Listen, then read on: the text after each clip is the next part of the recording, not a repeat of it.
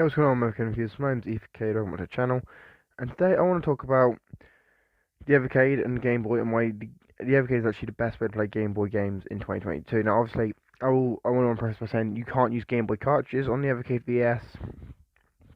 You also can't use Game Boy Advance cartridges, but there are several Game Boy and Game Boy Advance games that are on Evercade, and I want to go through them. So, obviously, the first game we've got is Anguna on the Indie Heroes Collection 1. That's a Game Boy game. And it's arguably one of the best little. I think it came out in like 2007, so it's one of the early homebrews for the Game Boy Advance, and that's pretty fun. That's a great game to play on the VS and the handheld. You've got Deadus, which is on the same cart, which is another great little Game Boy game. It's like a little horror game. That's pretty fun. And then you've also got You've got Lunar Journey on the upcoming Indie Heroes 2 cartridge.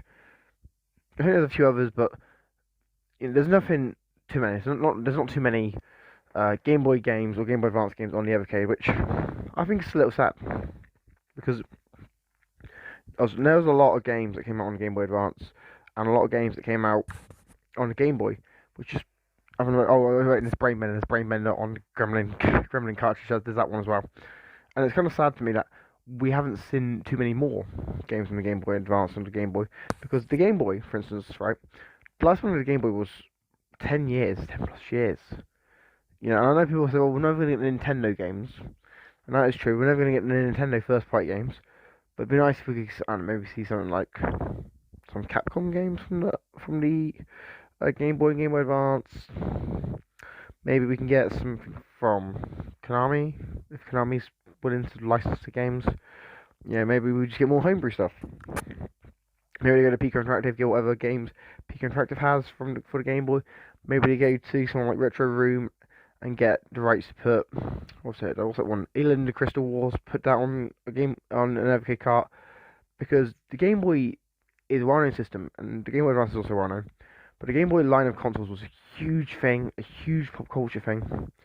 Everyone had one. It was all over the place in the 80s and 90s. Well, not really 80s, because they came out in 89, but in the 90s it was all over the place.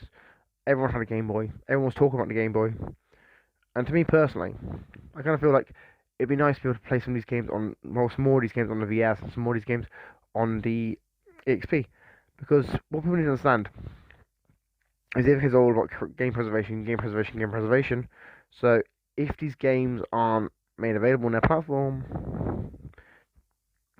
they're kind of lost in some places, because a lot of publishers obviously went out of business, a lot of developers obviously don't own their games, and in some cases, right, some of their games obviously were bought by other companies, but they haven't re-released them.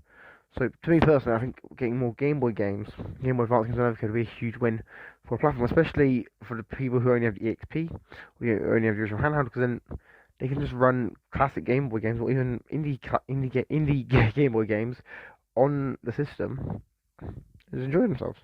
Because what people need to realize is the VS doesn't really have many games for handhelds, and when it comes to games getting re-released in like bundles like the SNK collection and Capcom collection, you never see the games from the handhelds.